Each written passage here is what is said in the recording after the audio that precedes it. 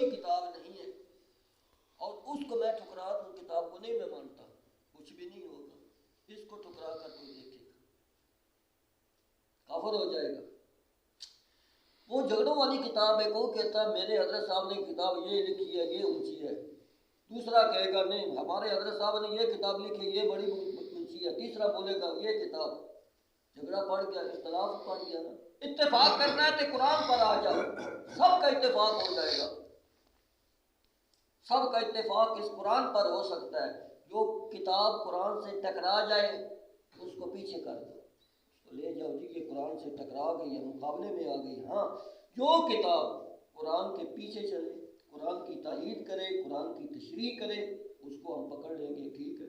اصل کتاب تو یہی ہے نا، ہاں اس کی تشریح کر رہی ہے تو لے آؤ، اس کی وضاحت کر رہی ہے، سمجھا رہی ہے تو وہ لے آؤ، ٹھیک ہے۔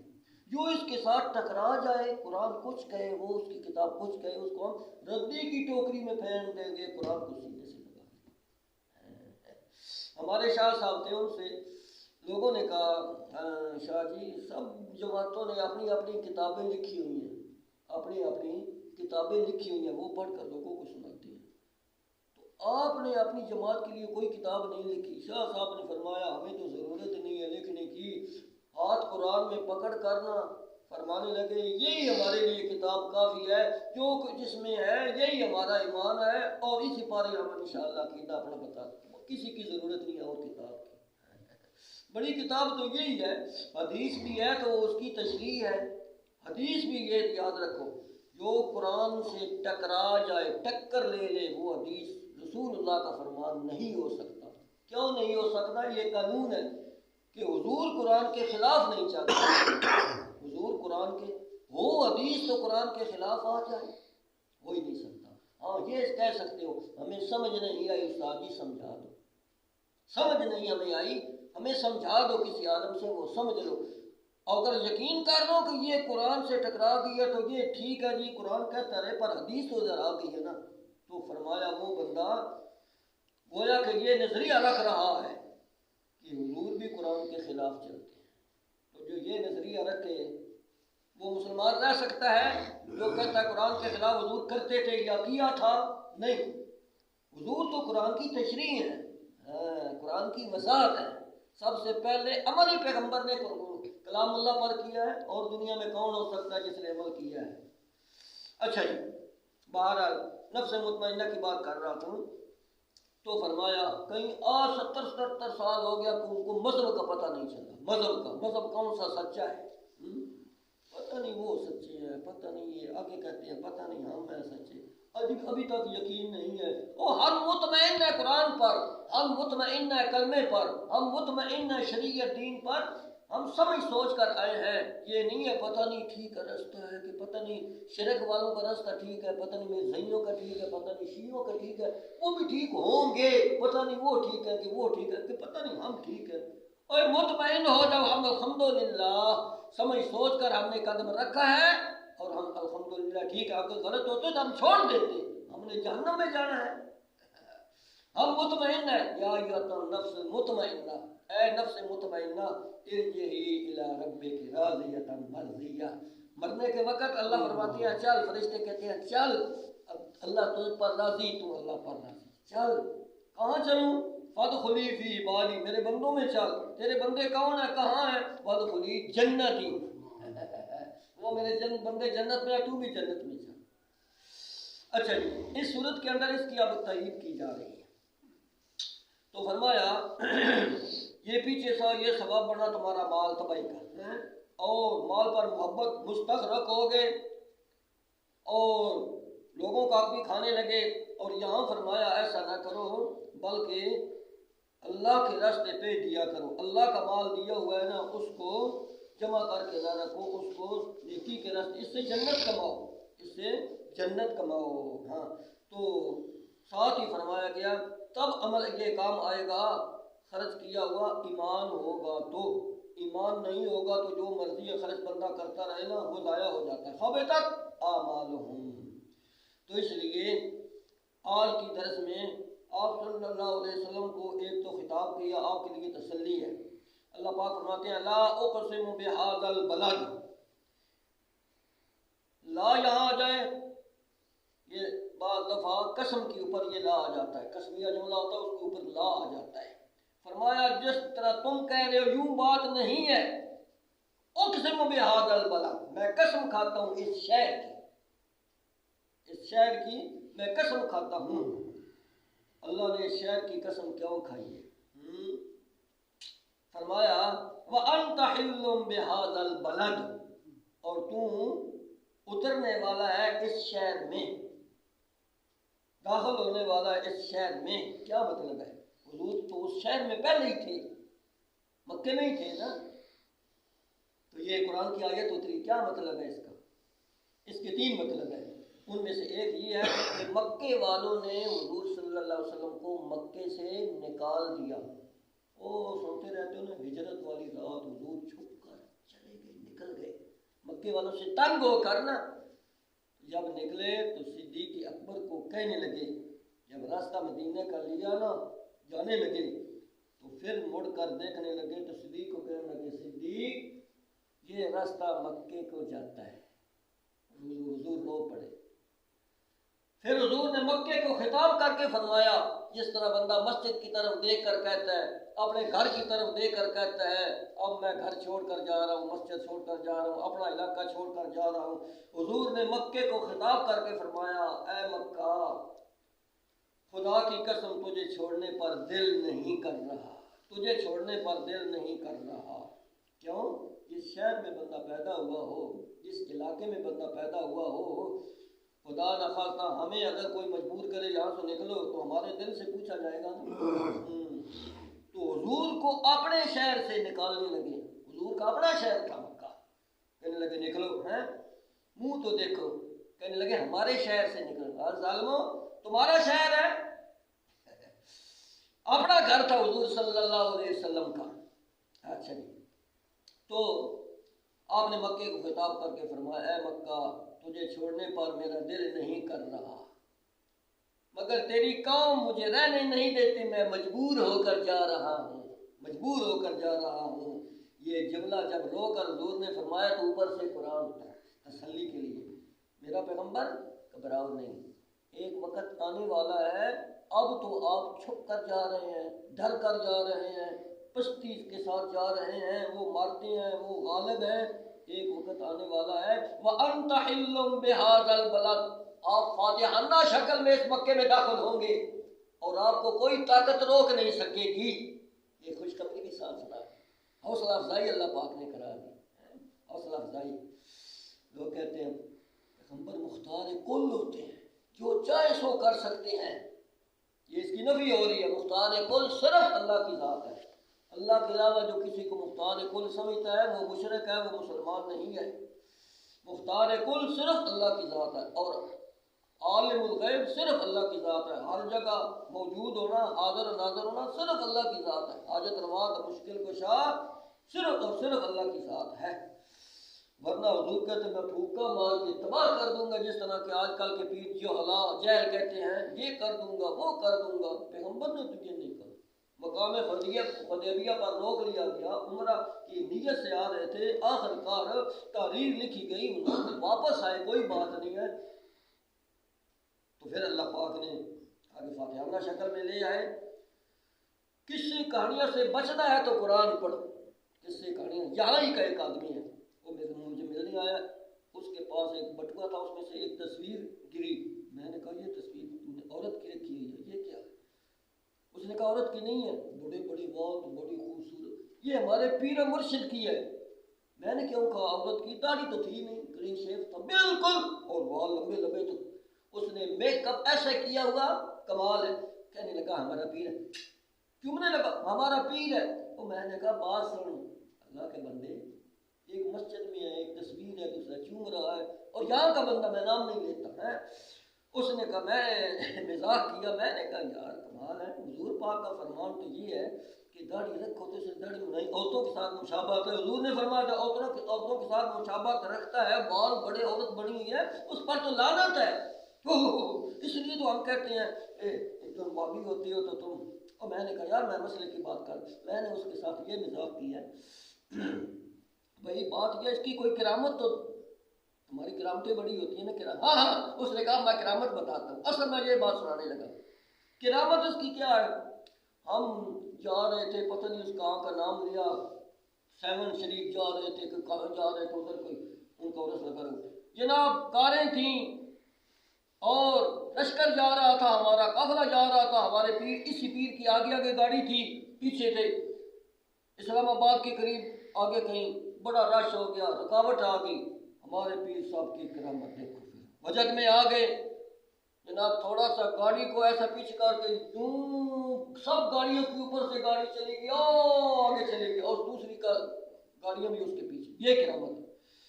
میں نے کہا فلانت اللہ علی الکاذبین، اس کا معنی یہ جھوٹوں پر خدا کی لعنت تھی، تھا ہی جھوٹ نا. پھر میں نے کہا یہ جھوٹ ہے، میں نہیں مانتا. ہم جھوٹ کو نہیں مانا کرتے ہیں، سچ کو مانتے. اب تجھے سچ سناؤں، اب سچ بھی سن لے ذرا. میں نے کہا حضور صلی اللہ علیہ وسلم جیسی ہستی دنیا میں نہ کو آئی ہے نہ آئے گی. یہ پیر دنیا کے کیا ہے؟ محمد رسول اللہ جیسا دنیا میں کوئی پیر نہیں آیا، تو قرآن جیسا کوئی سراج منیر نہیں آیا. ہم اپنے مرشد کی بات کر رہے ہیں، اپنے مرشد کی بات کر رہے ہیں، امام الانبیاء کی بات کر رہے ہیں. وہ ایک دفعہ 1400 صحابہ کرام کے ساتھ مکے جا رہے تھے. مشرکین نے روک لیا. 3 میل کا فاصلہ رہ گیا تھا. اتنا فاصلہ طے کر کے مدینے سے آ گئے تھے. 500 میل بڑھتا ہے، 600 میل تقریباً 500 میل بڑھتا ہے. اتنا سفر کر کے آ گئے تھے، قریب آ گئے تھے. گرمی کا موسم بھی ہے. مشرکین نے کہا خبردار آگے آئے تو یہ ہو جائے گا، نہیں آنے دیں گے آگے. محمد کے ساتھ رک گئے حضور صلی اللہ علیہ وسلم. اس کے مقام حدیبیہ کہتے ہیں. آخرکار کچھ تحریریں معاہدے ہوئے، وقت نہیں ہے میں وہ بیان کرتا. حضور اس وقت واپس آئے، چلو ہم واپس چلے جاتے ہیں، کوئی بات نہیں ہے، نہیں جانے، ہم لڑائی نہیں کرتے. بہرحال مقصد یہ ہے کہ حضور صلی اللہ علیہ وسلم جیسی ہستی تو اڑ کر مکے میں نہیں چلی گئی، اور آ کے ولیوں کے سردار صحابہ کرام روکے گئے تھے، وہ تو اڑ کر نہیں چلے گئے. تو تمہارا پیر اڑ کر چلا گیا. اب بات کس کی مانے؟ حضور کی بات مانے یا تمہاری بات مانے؟ حضور کی بات مانے تو وہاں بھی بن جائے، تمہاری بات مانے تو سننی پڑے. اللہ اللہ خیر سر، آپ تمہاری مرضی. باہر چھوڑے ان چیزوں کو. بعد میں یہ کہہ رہا تھا کس سے جھوٹوں سے بچنا ہے تو قرآن پڑھا کر. کس سے کہانیاں ہیں. اللہ پاک فرماتے ہیں میرا پیغمبر وَأَنْتَ حِلٌّ بِهَذَا الْبَلَدِ، میں جہاں تو قدم رکھے گا اس جگہ کی میں قسمیں کھاتا ہوں. یہ تو حضور کی شان ہے. تو فاتحانہ شکل میں پھر آئے گا میرا پیغمبر. ایک مطلب یہ ہے. دوسرا وَأَنْتَ حِلٌّ بِهَذَا الْبَلَدِ، ایک دفعہ ابو جہل نے بد دعا کی، اے اللہ اگر محمد سچا ہے نا تو میں پھر بھی نہیں مانتا، میرے پر پتھروں کی بارش بے شک برسا دے یا کوئی اور عذاب لے جا. اللہم ان کان ھذا هو الحق من عندک فامطر علینا حجارۃ من السماء او ائتنا بعذاب الیم. مانگ رہا ہے عذاب. حضور نے فرمایا یا اللہ میں تو ان کے لیے عذاب نہیں مانگتا، میں تو نبی الرحمت ہوں، میں تو عذاب نہیں. یہ خود مانگ رہا ہے، خود مانگ رہا ہے. جان دے یا اللہ میں تو نہیں مانگتا ان کے لیے عذاب، خود مانگ رہا ہے. اللہ نے فرمایا میرا پیغمبر تیرے منہ نوئی تو میں انہوں آخدہ کچھ نہ، تیری وجہ سے تو میں تو ان کو کہتا کوئی نہیں ہوں. وَأَنْتَ خِلٌّ، تو یہاں چلتا پھرتا ہے، تیری وجہ سے میں ان کو کچھ نہیں کہتا. یہ حضور کی شان بیان ہو رہی ہے. وَأَنْتَ حِلٌّ بِهَذَا الْبَلَدِ. ایک اور معنی بھی ہے انت خِلٌّ کا معنی. 2 معنی میں نے کر دیے. تیسرا معنی میرا پیغمبر یہاں یہ ایسی جگہ ہے حرم، یہاں کوئی دشمن بھی آ جائے نا، دشمن بھی آ جائے اس کو بھی اجازت نہیں ہے پکڑنے کی، مارنے کی، قتل کرنے کی، خون بہانے کی. حرم میں آ جائے کوئی جانور بھی شکار کرنے کی اجازت نہیں ہے. تو آپ تو حرم کے مکے میں سینٹر میں ہیں. کمال ہے ان مشرکین کا، یہ پھر بھی آپ کے قتل کرنے کے مترادف ہے، پیچھے پڑے ہوئے قتل کرنے لگے ہیں. حضور کو قتل کرنے کا منصوبہ بنا کہ نہ بنا. 100 آدمی تلواریں لے کر آ گیا، اللہ نے ان کو بچا لیا. اچھا تو اس لیے فرمایا وَأَنْتَ حِلٌّ بِهَذَا الْبَلَدِ.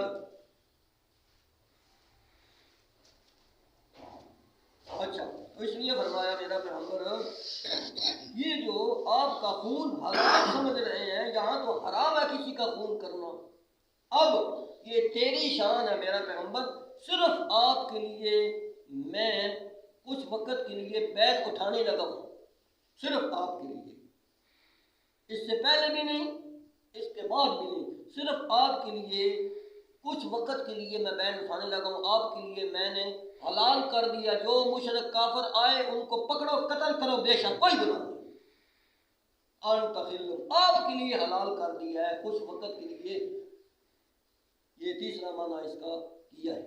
بہر آپ صلی اللہ علیہ وسلم نے پھر ایسے ہی ان کے ساتھ حشر کیا، یہ بھی حضور کی شان میں کیا ہے۔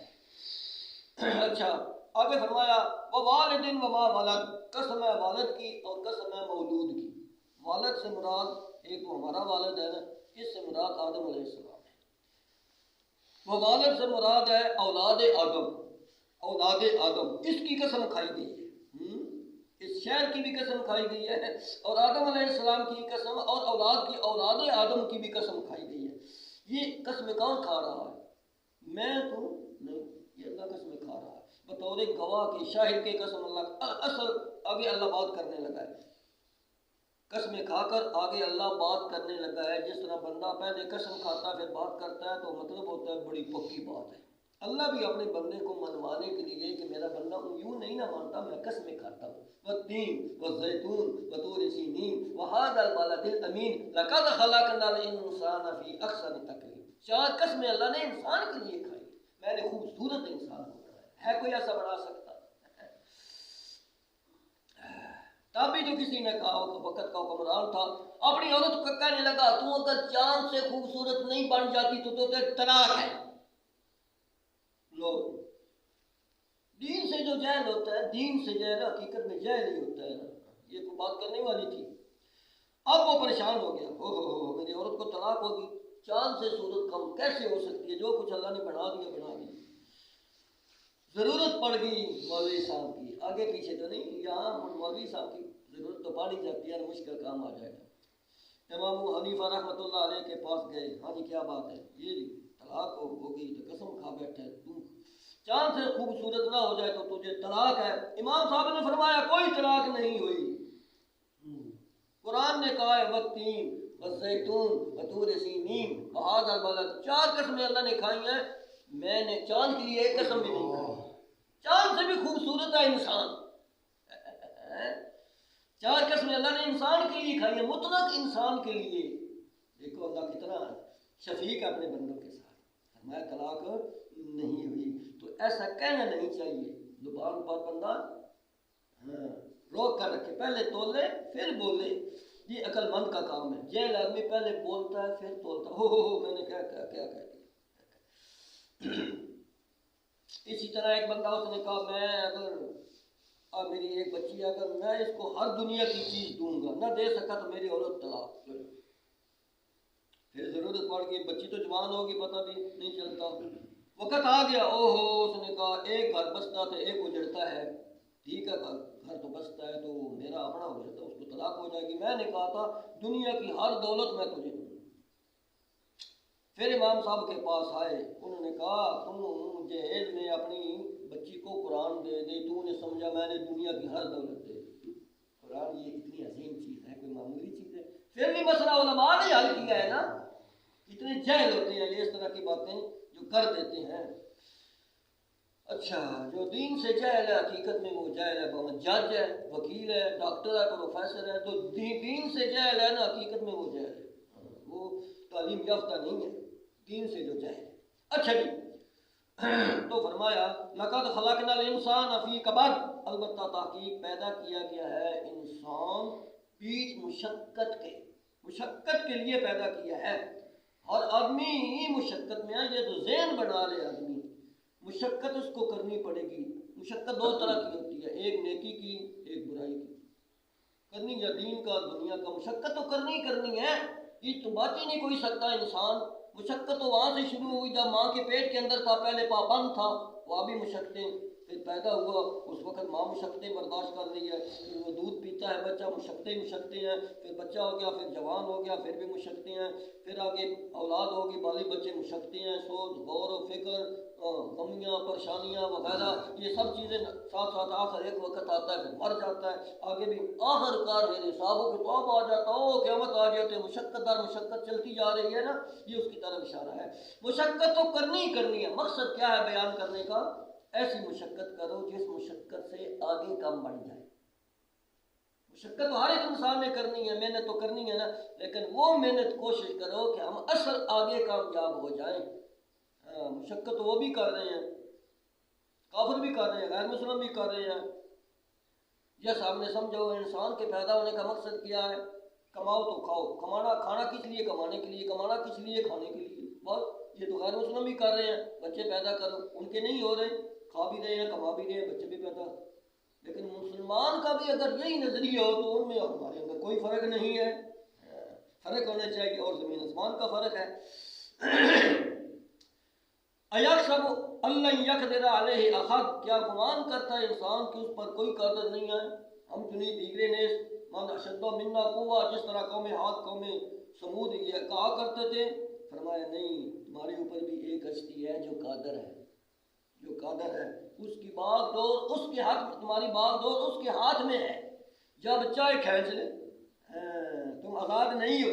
अयहसबु अल्लन यक़दिर अलैहि अहद यक़ूलु अहलकतु मालन लुबदा, फिर कहता है मैंने माल इतना खर्च कर दिया। इस माल से मुराद है वो जो इस्लाम के खिलाफ खर्च किया था उन्होंने। जंगें की हैं कि नहीं हुजूर के साथ, जंगें, बड़ी बड़ी जंगें की हैं उन्होंने, और बड़ा बड़ा माल खर्च किया है उन्होंने, हैं? तो इसलिए फरमाया, कहता है अहलकतु मालन लुबदा, मैंने बहुत बड़ा माल खर्च कर दिया। लेकिन अकीदा गंदा हो, माल बेशक बंदा खर्च करता रहे, उसका कोई फायदा नहीं, बल उल्टा वो माल बन जाएगा उसके लिए। हाँ, ईमान हो फिर अच्छे काम पर खर्च करे, वो उसका माल जन्नत में जाने का सबब बन जाएगा। यही ख़त्म कर देते हैं, आगे तशरीह तो बहुत रहती है, मैंने इसकी तशरीह इतनी नहीं की, मुख्तसारी बात भी की है, बहुत बड़ा तकरीर हो सकती थी इन जुमलों की, मगर चूँकि दर्स कुरान होता है, वक़्त मुख्तसर होता है। दुआ है अल्लाह ताला मुझे और आपको कमा हक़्क़ु कुरान सुन्नत की सही समझ दे, कमा हक़्क़ु कुरान सुन्नत के मुताबिक अमल करने की तौफीक दे। अल्लाह ताला बस हम सबको ज़िंदगी इस्लाम वाली दे, खात्मा ईमान तो फरमाए। अल्लाह ताला का